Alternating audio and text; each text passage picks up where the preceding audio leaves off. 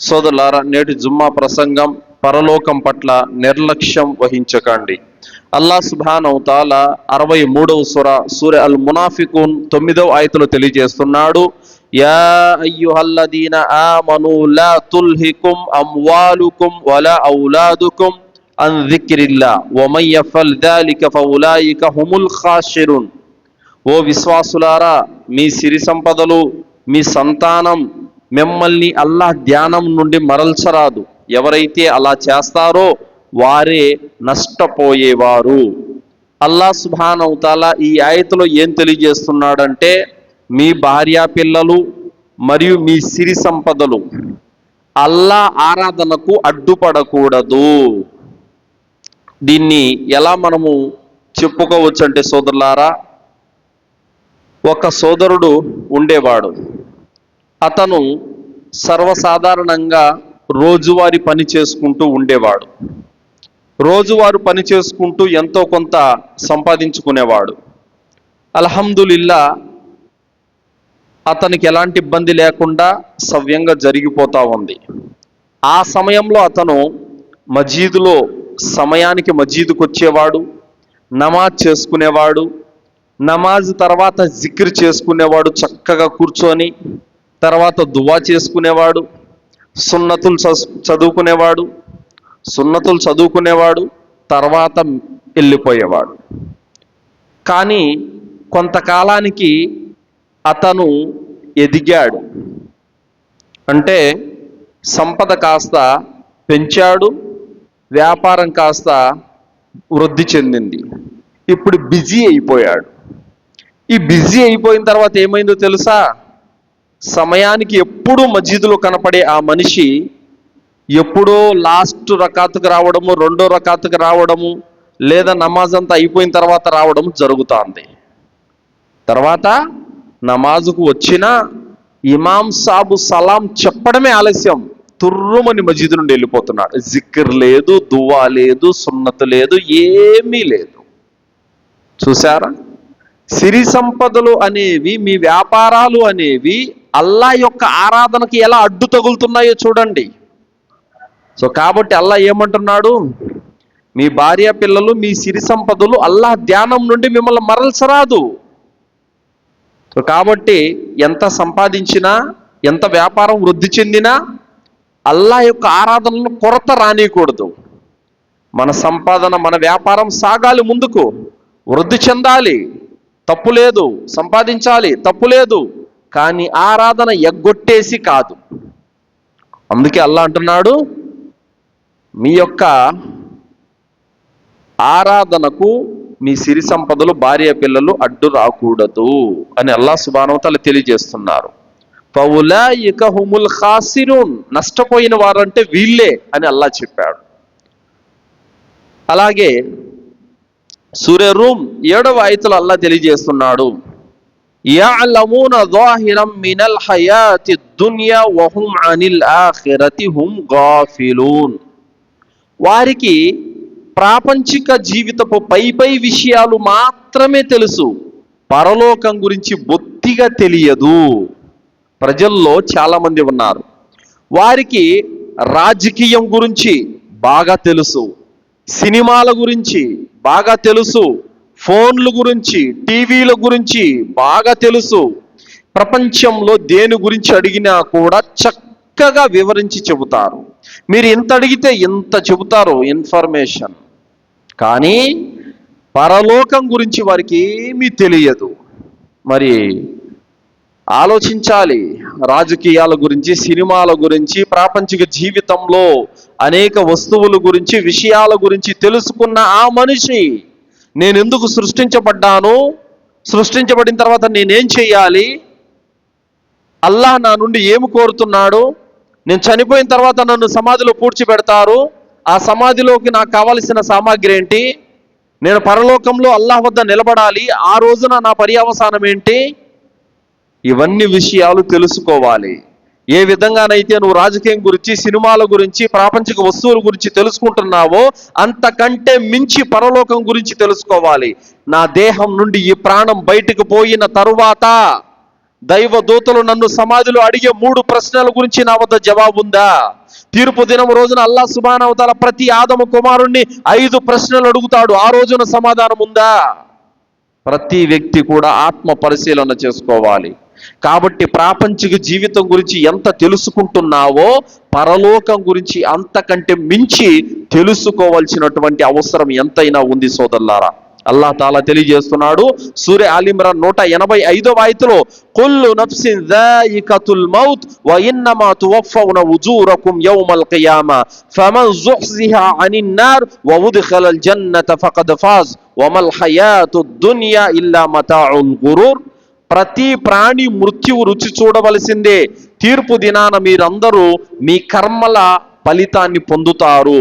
అప్పుడు ఎవరు నరకాగ్ని నుండి కాపాడబడి స్వర్గంలో ప్రవేశపెట్టబడ్డాడో నిశ్చయంగా అతను సఫలీకృతుడయ్యాడు.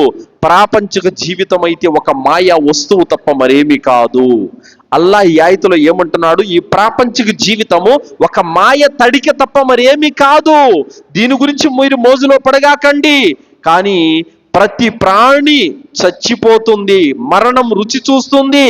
ఆ రోజున మీరు సంపాదించిన కర్మల పాపాలు గాని పుణ్యాలు గాని ఏవైతే మీరు సంపాదించుకున్నారో వాటి ప్రతిఫలం అల్లాహ్ దగ్గర మీరు పొందుతారు. ఆ రోజున సక్సెస్ఫుల్ పర్సన్ ఎవరు? చాలా మంది అంటారు సక్సెస్ఫుల్ పర్సన్ ఎవరంటే బాగా డబ్బు సంపాదించిన వాడని కొందరంటారు, పెద్ద పెద్ద అధికారాలు పొందిన వాడని కొందరంటారు, లేకపోతే అధిక సంతానం ఉన్నవాడని కొందరంటారు, ఎక్కువ భూములు సంపాదించిన వాడని కొందరంటారు, మంచి ఉద్యోగం సంపాదించిన వాడు కొందరంటారు. కానీ అల్లాహ్ ఏమంటున్నాడు? ఫమన్ జుహ్జిహా అనిన్ నార్ వ ఉద్ఖిలల్ జన్నత ఫఖద్ ఫాజ్. ఎవడైతే నరకం నుండి రక్షించబడి స్వర్గం లేకపోయాడో వాడు సఫలీకృతుడు, సక్సెస్ఫుల్ మ్యాన్ అతను. సో కాబట్టి సోదరులారా, ప్రాపంచిక జీవితంలో కాదు సక్సెస్ కావాల్సింది, పరలోకంలో సక్సెస్ కావాలంటే పుణ్యకార్యాలు కావాలి. మరి ప్రవక్త ముహమ్మద్ సల్లల్లాహు అలైహి వసల్లం వారు అంటున్నారు సునన్ తిర్మిది 2307వ హదీసులో, అక్సిరు జిక్ర హాది మిల్లదాతి యఅనిల్ మౌత్. కోరికలను నాశనం చేసేటటువంటి నశింపజేసేటటువంటి మృత్యువును అత్యధికంగా జిక్ర్ చేసుకుంటూ ఉండండి. అంటే మీ మరణాన్ని గుర్తు చేసుకోండి. ఏమని? నేను కూడా ఏదో ఒక రోజున ఈ లోకాన్ని విడిచిపోతాను, నేను కూడా ఏదో ఒక రోజున పరలోకానికి పోతాను, నన్ను కూడా నలుగురు భుజాల మీద మోస్తారు, నాకు కూడా ఒక రోజు మజీదులో పడుకోబెట్టి జనాజా నమాజు చదువుతారు, నన్ను కూడా 6 అడుగులు గొయ్యి తవ్వి కప్పెడతారు, నేను కూడా ఒక రోజు పరలోకానికి పోవలసి ఉంది అనే విషయాన్ని మనలో ప్రతి ఒక్కరూ కూడా గుర్తు పెట్టుకోవాలి. మన చావును మనము అత్యధికంగా మాటి మాటికి గుర్తు చేసుకోవాలి. అలాగే సోదరులారా, ఒక వ్యక్తి సల పండితులు చెప్పిన మాట, జనాజా వెళ్తుంది, జనాలు వెళ్తున్నారు, ఆ జనాజా వెంట వెళ్ళే వ్యక్తి ఒక వ్యక్తి ఎక్కి ఎక్కి ఏడుస్తున్నాడు. అడిగారు, ఏమయ్యా అంతగా ఏడుస్తున్నావు? ఆ చనిపోయిన వ్యక్తి మీ బంధువా? నా బంధువేం కాదండి. మరెందుకు ఏడుస్తున్నావు? నేను కూడా ఆ విధంగా భుజాల మీద నలుగురు నన్ను మోయవలసిన రోజు ఒకటి ఉంది అని నాకు గుర్తు చేడుస్తున్నానని చెప్పారు ఆయన. అలా మనం కూడా ఒక రోజు పరలోకానికి పోవలసి ఉంది. మనకంటూ చావు ఉంది. చావు లేని జీవితం మనదైతే కాదు. ఖచ్చితంగా మనలో ప్రతి ఒక్కరికి చావు ఉంది. కావున ఆ చావును మాటి మాటికి గుర్తు చేసుకోవాలి. సోదరులారా, ప్రపంచంలో మనం అన్నిటికీ ప్లానింగ్ చేస్తాం. ప్రపంచంలో మనం అన్నిటికీ ప్లానింగ్ చేస్తాం. పెళ్లికి ప్లాన్ చేస్తాం, కొడుకు కూతురు చదువుల కోసం ప్లానింగ్ చేస్తాం, ఇంటి కోసం ప్లానింగ్ చేస్తాం, ప్రయాణానికి ప్లానింగ్ చేస్తాం, ప్రతి దానికి ప్లానింగ్ చేసుకుంటాం. మరి మృత్యువు తర్వాత నీ పరలోకానికి ఏది ప్లానింగ్? ఖచ్చితంగా మరణానంతర జీవితం కోసం ప్లానింగ్ చేసుకోవాలి సోదరులారా. ప్లానింగ్ చేసుకోమని అల్లాహ్ చెబుతున్నాడు. సూరే అల్ హష్ర్ 18వ ఆయతలో అల్లాహ్ తెలియజేస్తున్నాడు, యా అయ్యుహల్లదీన ఆమనుత్తకుల్లాహ వల్ తన్జుర్ నఫ్సుమ్ మా ఖద్దమత్ లిగద్ వత్తకుల్లాహ్. ఇన్నల్లాహ ఖబీరుం బిమా తఅమలూన్. విశ్వసించిన ప్రజలారా అల్లాహ్కు భయపడుతూ ఉండండి. వల్తన్జుర్ నఫ్సుమ్ మా ఖద్దమత్ లిగద్. రేపటి కొరకు ప్రతి వ్యక్తి తానేమి పంపుకున్నాడో, తానేమి సమకూర్చుకున్నాడో, పరలోకం కోసం ఏమి ఎత్తిపెట్టుకున్నాడో, ఏం తయారు చేసుకున్నాడో ప్రతి ఒక్కడు కూడా చూసుకోవాలి అని అల్లా ఈ ఆయతులో మనకు గుర్తు చేస్తున్నాడు. రేపు ఒకటి ఉంది నాయనా, నువ్వు చచ్చిపోతావు, తీర్పు దినం అనేది ఒకటి ఉంది. ఆ రోజు కోసం నువ్వేమి ఎత్తి పెట్టుకున్నావు చూసుకో అని అల్లా చెబుతున్నాడు. ఇన్నల్లాహ ఖబీరుం బిమా తఅమలూన్. నిశ్చయంగా మీరేమేమి చేస్తున్నారో అల్లాహ్కు అన్నీ తెలుసు అని అల్లా తాలా తెలియజేస్తున్నాడు. సోదరులారా, శాశ్వతమేది, అశాశ్వతమేది, అంతం లేని జీవితం ఏది, అంతమైపోయే జీవితం ఏది, మరణమున్న జీవితం ఏది, చావే లేని జీవితం ఏది అనే విషయాలు ప్రతి ఒక్క ముస్లిం ఆలోచించి శాశ్వతమైన దాన్ని, చావు లేని జీవితాన్ని ఎన్నుకోవాలి. ఆ జీవితం కోసం చేయవలసిన విధంగా ప్లానింగ్ చేసుకోవాలి. తుచ్చమైన ప్రపంచం కోసం ప్రతి దానిలో ప్లానింగ్ ఉంటుంది, కానీ పరలోకం కోసం ఏ ప్లానింగు మన వద్ద లేదు సోదరులారా. ఏమి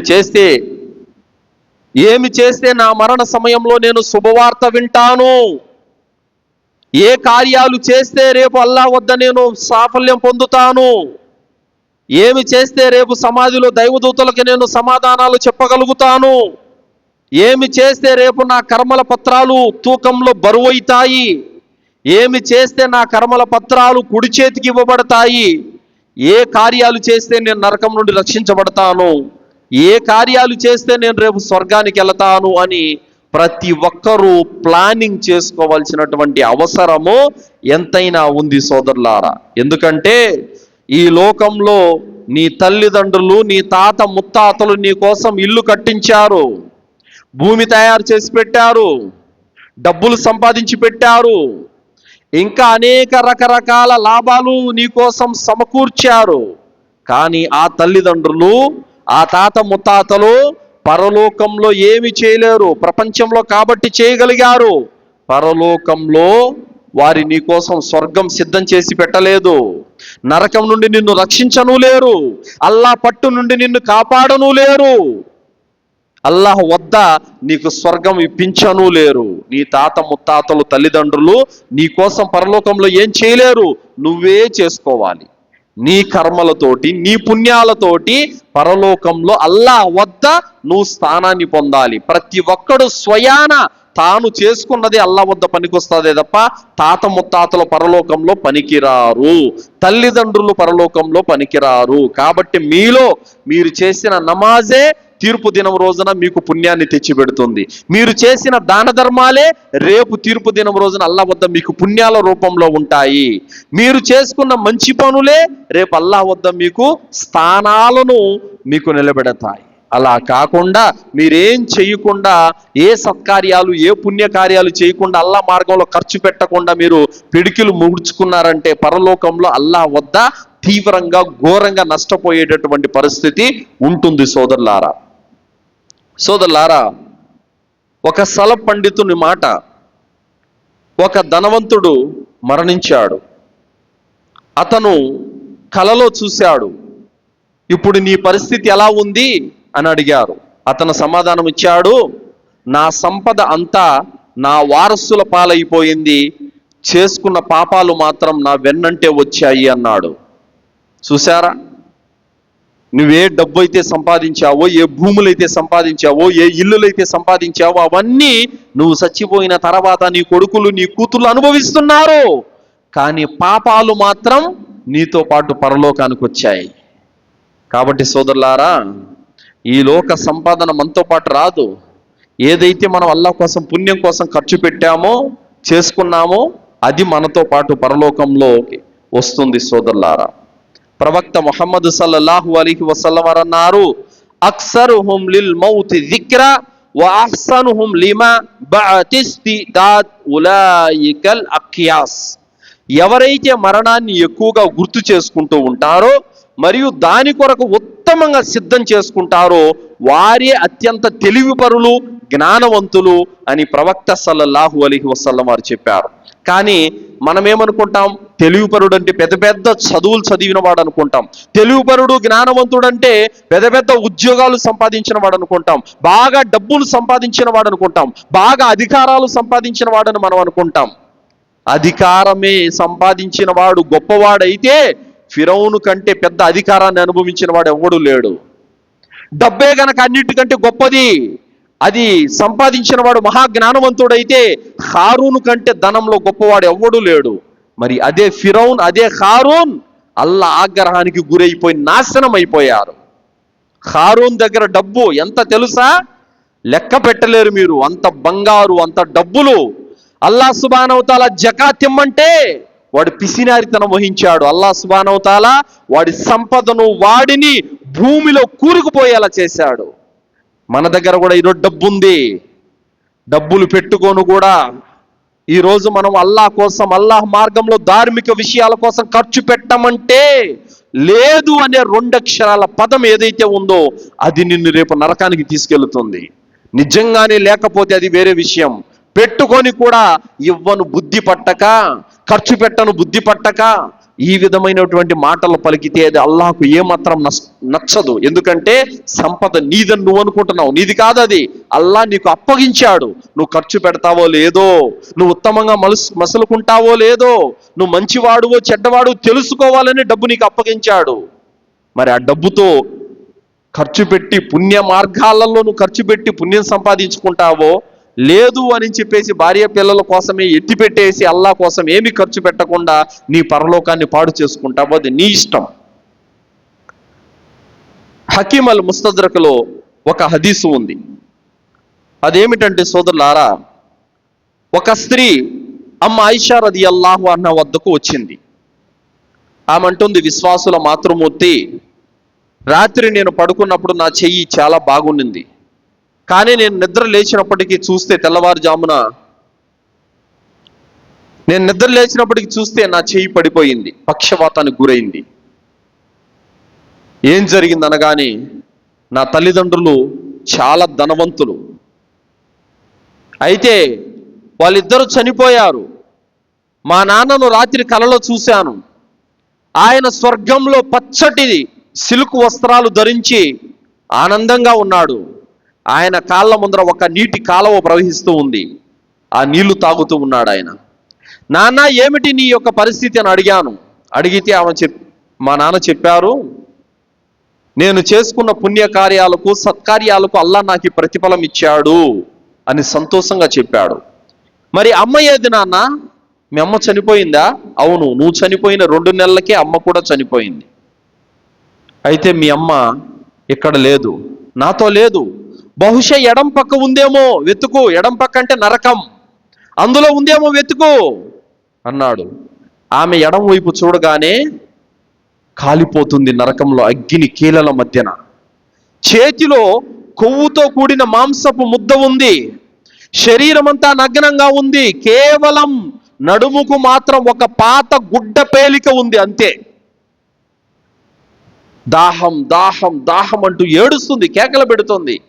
అమ్మా, నీ కాళ్ళ ముందర నీళ్లున్నాయి కదా, ఆ నీళ్లు తీసుకొని త్రాగొచ్చు కదా, అంత దాహంగా ఉంటే. ఈ నీళ్లు తాగే అనుమతి నాకు లేదు అని చెప్పింది ఆమె. మరి నేను తాపించనా అనింది.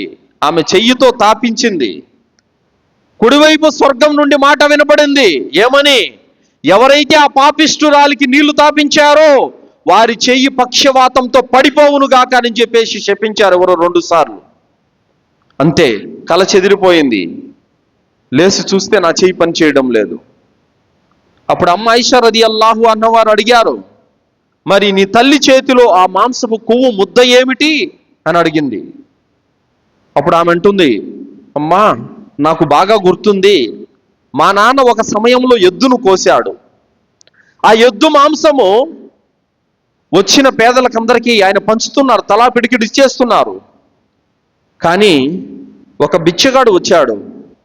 అమ్మ, ఓ పిడికెడు మాంసం ఇమ్మని అడిగాడు. నా తల్లికి మాంసం ఇవ్వడానికి ఆమెకు బుద్ధి పట్టక పనికిరాని పక్కన పడేసిన వేస్ట్ కొవ్వు ఓ పిడికెడు తీసి అతని చేతిలో పెట్టింది. ఆ యొక్క కొవ్వు ముద్దనే నేను నా తల్లి చేతిలో నరకంలో చూశాను అని చెప్పింది. మరి ఆ గుడ్డపేలికి సంగతి ఏంటి? ఒక దుస్తులు లేనటువంటి ఒక పేదవాడు ఇంటి ముందుకు వచ్చాడు. అమ్మా, దుస్తులు లేవు, నేను ఒట్టి శరీరంతో ఉన్నాను, ఒళ్ళు కప్పుకోవడానికి ఏదైనా ఒక గుడ్డ ఉంటే ఇవ్వండి అని అడిగాడు. మా ఇంట్లో చాలా బట్టలు ఉన్నాయి, అయినప్పటికీ కూడా నా తల్లికి ఇవ్వడానికి బుద్ధి పట్టక పిసినారితనంతో చిరిగిపోయిన ముతక బట్ట ఒకటి ఉంటే పనికిరాంది, అది ఇచ్చేసింది. ఆ బట్టనే నేను నరకంలో చూశాను నా తల్లికి. అమ్మ ఆయిషా రదియల్లాహు అన్హా వారు అన్నారు, అల్లాహ్ సత్యం పలికాడు, ఫమన్ యఅమల్ మిస్కాల దర్రతిన్ ఖైరన్ యరా వమన్ యఅమల్ మిస్కాల దర్రతిన్ షర్రన్ యరా. ఎవరైతే రవ్వంత పుణ్యాన్ని సంపాదించుకుంటారో దాని పుణ్య ఫలాన్ని స్వర్గంలో చూసుకుంటాడు, తీర్పు దినాన చూసుకుంటాడు. ఎవడైతే రవ్వంత దుష్కార్యం చెడ్డ పని చేసుకుంటారో దాని పాపాన్ని కూడా తీర్పు దినం రోజున అల్లాహ్ దగ్గర మోసుకుంటారు. కాబట్టి సోదరులారా, పిసినారితనం అనేది పరమ జుగుప్సాకరమైనటువంటి చెడ్డ పని. మీరు అనుకుంటున్నారు మసీదుకి ఇస్తే ఏమొస్తుంది, మదర్సాలకి ఇస్తే ఏమొస్తుంది, పేదవాడికి తినిపిస్తే ఏమొస్తుంది, బంధువులకు ఖర్చు పెడితే ఏమొస్తుంది అని మీరు అనుకుంటున్నారు. కానీ దానిలోనే మీ పరలోకంలో మేలుంది, అది మీకు తెలియదు. మీరు తినింది, మీరు కట్టింది, మీరు విడిచిపెట్టింది అది లాభం లేదు మీకు. ఏదైతే మీరు దైవ మార్గంలో ఖర్చు పెట్టారో, బీద సాధలకి, దైవ గృహాలకి, మంచి మంచి కార్యాలకి ఏదైతే మీరు ఖర్చు పెట్టారో అది మీకు భద్రంగా తీర్పు దినం రోజున అల్లాహ్ సుబ్హానహు వ తఆలా దగ్గర మీకు ఉంటుంది. ఎంత ఉంటుంది? ఫర్ ఎగ్జాంపుల్, మీరు 10 రూపాయలు ఇచ్చారనుకోండి, అల్లాహ్ దాన్ని ఏం చేస్తాడో తెలుసా? 10 రూపాయలు ఎత్తి పెట్టాడు, దాన్ని గుర్రపు పిల్ల పెరిగి పెరిగి పెరిగి ఎలా పెద్దదవుతుందో, మహా అశ్వం అవుతుందో, ఆ విధంగా అల్లాహ్ 10 నుంచి 700 రెట్లు మీ పుణ్యాన్ని పెంచి మీకు పుణ్యాన్ని తిరిగిస్తాడు. అల్హమ్దులిల్లా. కావున సోదరులారా, సదాచరణ లేనిదే ఎవరు సాఫల్యం పొందలేరు. కాబట్టి ఈ లోకంలో మనం పరలోకం పట్ల అజాగ్రత్తగా ఉండకూడదు. పరలోకం కోసం కావలసిన సామాగ్రి మనం ఇక్కడే సిద్ధం చేసుకోవాలి. ఇప్పుడు మీరు ఎక్కడైనా సరే ఓ ప్రయాణం వెళ్తున్నారు, ఛార్జీలకి ఖర్చులు కావాల్సిన డబ్బులంతా జోలు పెట్టుకుంటారు లేదా? కావాల్సిన తిండి క్యారీ కట్టుకుంటారు లేదా? కావాల్సిన బట్టలన్నీ బ్యాగులో పెట్టుకుంటారు లేదా? ఇది ప్లానింగ్ అంటారు. మరి 2-3 రోజుల ప్రయాణానికే మీరు ఇంత ప్లానింగ్ చేసుకుంటే ఇక మీరు తిరిగి రారు. మీ ప్రాణం పోయిందంటే ఇక మీరు తిరిగి భూలోకానికి రావడం అసాధ్యం. పరలోకంలో మీరు ఉండాలి శాశ్వతంగా. ఆ శాశ్వత ప్రయాణానికి కావలసిన సామాగ్రిని తయారు చేసుకోండి. సోదరులారా, ఇమాం హసన్ అల్ బస్రీ రహ్మతుల్లాహి అలైహి దగ్గరికి ఒక కుర్రాడు వచ్చాడు. గురువుగారు, నా హృదయం చాలా కఠినమైపోయింది, గట్టిపడిపోయింది అని చెప్పాడు. అప్పుడు గురువుగారు అన్నారు, మనిషి హృదయాన్ని 4 విషయాలు కఠినమై చేస్తాయి. మనిషి హృదయాన్ని 4 విషయాలు కఠినం చేస్తాయి అని చెప్పారు. 4 విషయాలు ఏమిటంటే, ఎక్కువగా నవ్వడం వల్ల హృదయం కఠినమైపోతుంది, ఎక్కువగా తిండి తినటం వల్ల హృదయం కఠినమైపోతుంది, అధికంగా పాపాలు చేయడం వల్ల హృదయం కఠినమైపోతుంది, మరియు మరణాన్ని మరిచిపోవటం వల్ల హృదయం కఠినమైపోతుంది. కాబట్టి ఏం చేయాలి? ఈ మాట వినగానే ఆ కుర్రాడు ఏడ్చాడు. మనం ఏం చేయాలి? అధికంగా నవ్వకూడదు, అధికంగా తినకూడదు, అధికంగా పాపాలు చేయకూడదు, మరణాన్ని మర్చిపోకూడదు, మరణాన్ని గుర్తు చేసుకుంటూ ఉండాలి మాటి మాటికి. కాబట్టి ఈ 4 విషయాలకు పాల్పడితే హృదయం కఠినమైపోతుంది. తల్బీస్ ఇబ్లీస్ కితాబులో వస్తుంది, ప్రవక్త యహ్యా అలైహిస్సలాం వారు ఒకసారి శైతాన్తో అన్నారు, ఇబ్లీస్, నువ్వు అల్లా దాసులను ఎలా పరధ్యానానికి లోన్ చేస్తావో కాస్త చెప్పు అన్నప్పుడు ఇబ్లీస్ అన్నాడు, నేను అల్లా యొక్క దాసులను ఎలా పరధ్యానానికి గురి చేస్తానంటే అధికంగా తినిపిస్తాను, అధికంగా తాపిస్తాను, దానితో అతను బద్ధకస్తుడుగా సోమరిపోతుగా తయారైతాడు, నేను సులభంగా లొంగ తీసుకుంటాను. అల్లాహు అక్బర్. చూసారా?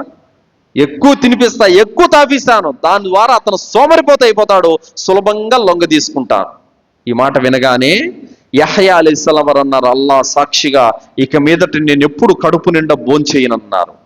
శైతాన్ అన్నాడు, నేను కూడా ఇంక మీదట ఏ విశ్వాసికి సలహా ఇవ్వనన్నాడు. సోదరులారా, అధికంగా తినటం, అధికంగా పాపాలు చేయటం, అధికంగా మనం నవ్వటం, వీటి ద్వారా మన హృదయం అనేది కఠినమైపోతుంది. అలాగే సోదరులారా, ఇమాం హసన్ బసరీ రహ్మతుల్లాహి గారు చెప్పారు, అధికంగా భోజనం చేయటం అనేది హృదయ కఠినతకు ఒక మార్గం అని చెప్పారు. సుఫియాన్ సౌరీ రహ్మతుల్లాహి గారు తెలియజేశారు, సుఫియాన్ సౌరీ రహ్మతుల్లాహి గారు అంటున్నారు, అధికంగా తినటం అనేది ఒక విశ్వాసిలో బద్ధకాన్ని కలిగిస్తుంది. అలాగే సుఫియాన్ సౌరీ రహ్మతుల్లాహి గారు రాత్రుల పూట ఆయన నిద్రలో నుంచి మేలుకొని ఏడ్చేవారు.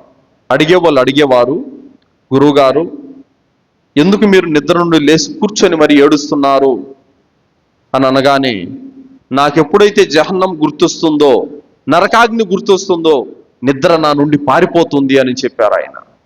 అంతగా వాళ్ళు పరలోకం గురించి ఆలోచించేవారు సోదరులారా. అబూ దర్దా రదియల్లాహు అన్హు వారు అంటున్నారు, మీరు మరణం తర్వాత ఏం జరుగుతుందో మీకు గనక నిజంగా తెలిస్తే మీరు తినడం తక్కువ చేస్తారు, ఎక్కువగా ఏడుస్తారు. మరణం తర్వాత ఏం జరుగుతుందో మీకు తెలుసా? తెలిస్తే గనక మీరు తినడము నవ్వడం మానేస్తారు, ఎక్కువగా ఏడుస్తారు అని ఆయన చెబుతున్నారు. కావున సోదరులారా, సహాబీలు పాపాలు తక్కువ ఉండేవి, ఎక్కువ ఏడ్చేవాళ్ళు. కానీ మన పాపాలు చాలా ఉన్నాయి, అధికంగా నవ్వుతున్నాం, మనకేదో స్వర్గం ఖాయమైపోయినట్టు. ఉమర్ రదియల్లాహు అన్హు వారు అంటున్నారు, సోదరులారా, హిల్యత్ ఔలియా సిఫతు సఫాలు వస్తుంది. ఉమర్ రదియల్లాహు అన్హు వారు అంటున్నారు, ఆకాశం నుండి ఒక పిలుపు వినపడి సమస్త మానవులందరూ కూడా స్వర్గానికి వెళ్తారు, ఒకే ఒక మనిషి నరకానికి పోతాడు అని అంటే గనక ఆ ఒక్కడిని నేనేనేమోనని చెప్పి భయపడతాను అన్నారు ఉమర్ రదియల్లాహు అన్హు వారు. స్వర్గ శుభవార్త విన్న ఒక సహాబీ అంత పెద్ద మాట అంటున్నారంటే మనం నరకం గురించి ఆలోచించాలా లేదా? తీర్పు దినం గురించి ఆలోచించాలా లేదా? మన కర్మల గురించి, మన పాపాల గురించి ఆలోచించాలా లేదా? తప్పనిసరిగా ఆలోచించాలి సోదరులారా. అబూబకర్ రదియల్లాహు అన్హు వారు అంటున్నారు, ముసన్నఫ్ ఇబ్నే అబీ షైబాలో వస్తుంది హదీసు. అబూబకర్ రదియల్లాహు అన్హు వారు ఓ చెట్టు మీద పక్షి తింటూ ఉండటం చూశారు. ఆయన అంటున్నారు, ఓ పక్షి, నీదెంత అదృష్ట జీవితమో కదా, నువ్వు చెట్టు ఫలాన్ని తింటున్నావు మరియు ఎగిరిపోతావు, కానీ అల్లాహ్ వద్ద నీకు ఎలాంటి హిసాబ్ లేదు. నేను పక్షినై పుట్టి ఉంటే బాగుండు అని అబూబకర్ రదియల్లాహు అన్హు వారు ఏడ్చారు. అంత పెద్ద సహాబీ అయిండు కూడా కర్మల తీర్పు దినం కోసం ఆయన ఏడ్చారు. మరి మన కర్మల గురించి మనం ఏం బాధపడుతున్నాము, మన పరలోకం గురించి మనం ఏం ఆలోచిస్తున్నాము, మన మరణం తర్వాత జీవితం గురించి మనం ఎంత చింతిస్తున్నాము, ఒక్కసారి ప్రతి ఒక్కరు కూడా ఆలోచించండి సోదరులారా. ఈ జీవితం శాశ్వతమైంది కాదు. ప్రవక్త ముహమ్మద్ సల్లల్లాహు అలైహి వసల్లం వారు అన్నారు, కున్ ఫి దున్యా కఅన్నక గరీబున్ ఔ ఆబిరు సబీలిన్. మీరు ప్రపంచంలో ఒక బాటసారిలాగా జీవితం గడపండి. మీరు ప్రపంచంలో ఒక బాటసారిలాగా జీవితం గడపండి. ఇప్పుడు మీరు కువైట్, ఖత్తర్, దుబాయ్, సౌదీ వెళ్తారు సంపాదన కోసం. అక్కడే ఉండిపోతారా? ఉండరు. తిరిగి మళ్ళీ మీ గూటికి మీరు చేరతారు, అవునా కదా? అక్కడే శాశ్వతంగా ఉండరు. మీరు తిరిగి మీ ఇంటికి, మీ ఊరికి మీరు వచ్చేస్తారు. అలా మీది అసలైన జీవితము, అసలైన స్థావరము, మీరు శాశ్వతంగా ఉండవలసిన మీ ఇల్లు పరలోకంలో ఉంది, అల్లాహ్ వద్ద స్వర్గంలో ఉంది. అక్కడికి వెళ్తే ఇంక మీరు తిరిగి రారు. ఇది శాశ్వతమైన జీవితం కాదు, ఇది శాశ్వతమైన ఇల్లు కాదు. ఇది మీ శాశ్వతమైన ఇల్లు, మీ శాశ్వతమైన స్థలం పరలోకంలో ఉంది. అక్కడికి వెళ్ళాల్సి ఉంది మీరు. మరి దాని గురించి ఆలోచించండి, దాని గురించి సిద్ధం చేసుకోండి, దానికోసం ప్రయత్నాలు చేయండి. కావున సోదరులారా, తప్పనిసరిగా ప్రతి ఒక్కరు కూడా పరలోకం కోసము సిద్ధం కావాలి. పరలోకంలోకి కావలసిన సామాగ్రిని తయారు చేసుకోవాలి. ఆ సామాగ్రియే దైవభీతి, నమాజు చేయటము, ఉపవాసాలు ఉండటము, దాన ధర్మాలు చేయటము, పుణ్యకార్యాలలో డబ్బును ఖర్చు పెట్టటము, మంచి మంచి సత్కార్యాలలో పాల్గొనటము, అల్లాహ్తో దువా చేసుకోవటము, జిక్ర్ చేయటము, ఖురాన్ చదవటము, పేద సాధనలు ఏదైనా ఆదుకోవడము, ఆకలంటూ వచ్చిన వారికి అన్నం పెట్టడము, ఇవన్నీ కూడా మంచి పనులు, పుణ్యకార్యాలు. ఇవన్నీ చేసుకుంటే రేపు పరలోకంలో స్వర్గం మీదవుతుంది. ఇవన్నీ చేసుకోకుండా పిసినారితనం వహిస్తే గనక అల్లాహ్ వద్ద నష్టపోయే పరిస్థితి ఏర్పడుతుంది. అల్లాహ్తో నేను దువా చేస్తూ ముగిస్తున్నాను. విన్నటువంటి విషయాలపైన సదాచరణ చేసే సద్బుద్ధిని అల్లాహ్ మనందరికీ ప్రసాదించుగాక. అల్లాహ్ సుబ్హానహు తాలా సత్కార్యాలు చేసుకునేటువంటి సద్బుద్ధిని అల్లాహ్ మనందరికీ ప్రసాదించుగాక. అల్లాహ్ తాలా మనల్ని శైతాని కీడుల నుండి, మహమ్మారి యొక్క రోగాల నుండి, షిర్కు నుండి, బిదాతు నుండి కాపాడుగాక. స్వచ్ఛమైన తౌహీదుపై జీవితం గడిపే భాగ్యాన్ని ప్రసాదించుగాక. అల్లాహ్ తాలా మనలో అందరికీ ఆయురారోగ్యాలను ప్రసాదించుగాక. ఎవరైతే అప్పులతో బాధపడుతున్నారో వారికి అప్పులు తీరే మార్గం అల్లాహ్ సులభతరం చేయుగాక. ఎవరైతే అనారోగ్యంతో బాధపడుతున్నారో అల్లాహ్ తాలా వారందరికీ ఆరోగ్యాలను ప్రసాదించుగాక. ఇంకా ఇతర సమస్యలతో బాధపడేటటువంటి వారందరి బాధలను అల్లాహ్ సుబ్హానహు తాలా తీర్చి వారికి సుఖవంతమైన జీవితాన్ని ప్రసాదించుగాక. అల్లాహ్ సుబ్హానహు తాలా మనల్ని అందరినీ ఖబర్ శిక్ష నుండి రక్షించుగాక. అల్లాహ్ మనల్ని జహన్నం నుండి కాపాడుగాక. అల్లాహ్ మనందరికీ స్వర్గంలో ఉన్నతమైన దర్జాలను ప్రసాదించుగాక. ఆమీన్. వాఖిరు దవానా అల్హమ్దులిల్లాహి రబ్బిల్ ఆలమీన్. బారకల్లాహు లనా వలకుం ఫిల్ ఖురానిల్ అదీమ్ వస్తగ్ఫిరుల్లాహి వలిసైరిల్ ముస్లిమీన్ ఇన్నహు తఆలా జవాదుల్ కరీం.